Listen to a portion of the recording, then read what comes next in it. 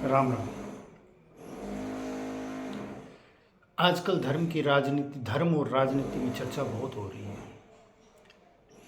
TV channel पे भी यही चर्चाएं चल रही है, क्योंकि राम मंदिर का उद्घाटन या प्राण प्रतिष्ठा दोनों ही होनी है। 22 जनवरी को भव्य राम मंदिर की प्राण प्रतिष्ठा होने वाली है। सब लोग ये आरोप लगाते हैं कि बीजेपी धर्म की राजनीति करती है। इसमें कोई शक नहीं है, बीजेपी धर्म की राजनीति करती है। बीजेपी पहले दिन से ही बोलती है कि राम मंदिर उनके एजेंडे में है। क्या कांग्रेस धर्म की राजनीति नहीं करती? कांग्रेस भी धर्म की राजनीति करती है। धर्म की राजनीति की शुरुआत तो कांग्रेस ने ही की है। अब इनके उदाहरण आपको दे रहा हूं। 1951 11 मई 1951 सोमनाथ मंदिर का उद्घाटन हुआ। देश के प्रथम राष्ट्रपति डॉक्टर राजेंद्र प्रसाद उस उद्घाटन में आए। शिवलिंग की उन्होंने स्थापना की। उसके लिए पंडित जवाहरलाल नेहरू ने उनका बहुत विरोध किया था। वो नहीं माने, वो आए, वो अलग बात है, लेकिन उन्होंने इसका विरोध किया था। इसके बाद में आप एक चीज़ नोट करो, पंडित जवाहरलाल नेहरू कभी कोई मंदिर नहीं गए। सिर्फ ये डर था कि मुसलमान क्या सोचेंगे। तब आपने धर्म की राजनीति तो की, और क्या किया। उसके बाद में इंदिरा गांधी ने क्या किया? कभी अयोध्या नहीं गए इंदिरा गांधी जी भी। उन्होंने धर्म की राजनीति की शुरुआत की 1973 के अंदर हज यात्रा में सब्सिडी देके। किसी एक वर्ग विशेष को खुश करने के लिए उन्होंने भी तो हज यात्रा में सब्सिडी दी थी, जो अभी 2012 में कोर्ट ने आदेश दिया था कि 2022 तक इसको बंद करो। वो भी कोर्ट के आदेश पे। इसके बाद में 1975 के अंदर आपातकाल लगा। 1976 में श्रीमती इंदिरा गांधी जी ने हमारे संविधान को बदल दिया और उसमें सेकुलर शब्द जोड़ दिया। उससे पहले सेकुलर शब्द नहीं था।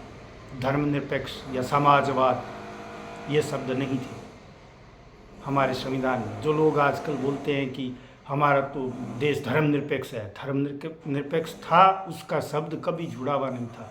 1975 के बाद 1976 के अंदर प्रधानमंत्री श्रीमती इंदिरा गांधी जी ने ये शब्द जोड़े थे। 42वां संशोधन था, संविधान संशोधन। इसके बाद में आ जाते हैं राजीव गांधी जी।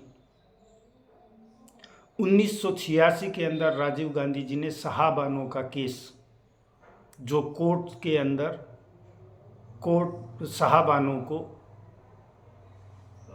भत्ता देने के लिए आदेश दिया था। मौलाना मुल्लाओं का दबाव था कि इसको पलटा जाए संसद में।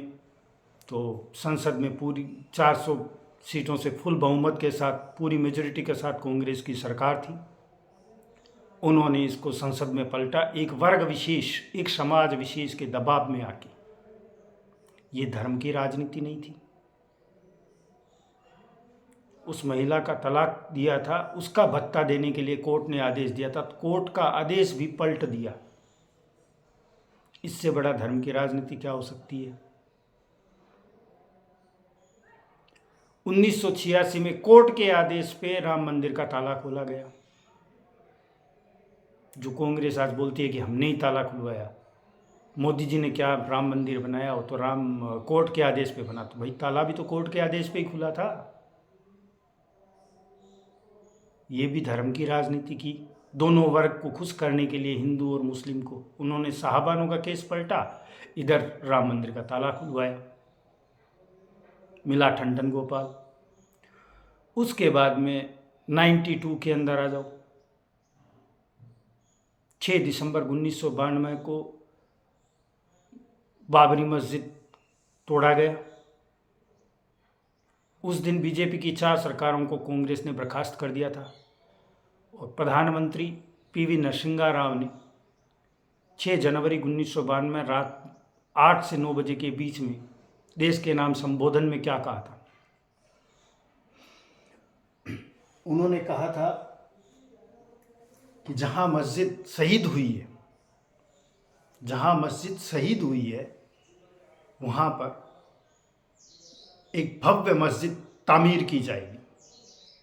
ये शब्द थे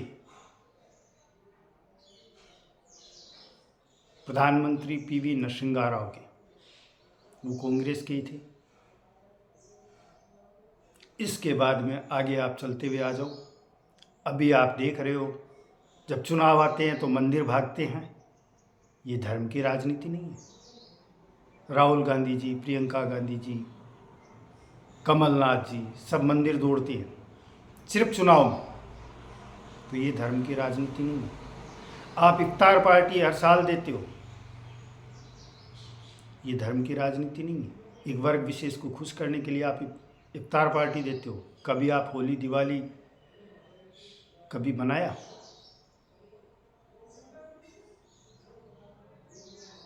ये धर्म की राजनीति नहीं तो क्या है? जो कांग्रेस ये बोलती है कि हम धर्म की राजनीति नहीं करते, भाई धर्म की राजनीति की शुरुआत ही तो आपने की है।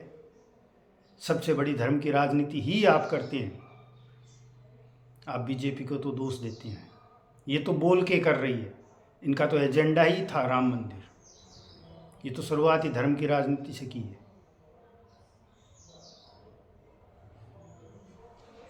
कंटेंट पसंद आए तो लाइक शेयर ज़रूर कीजिएगा। राम राम।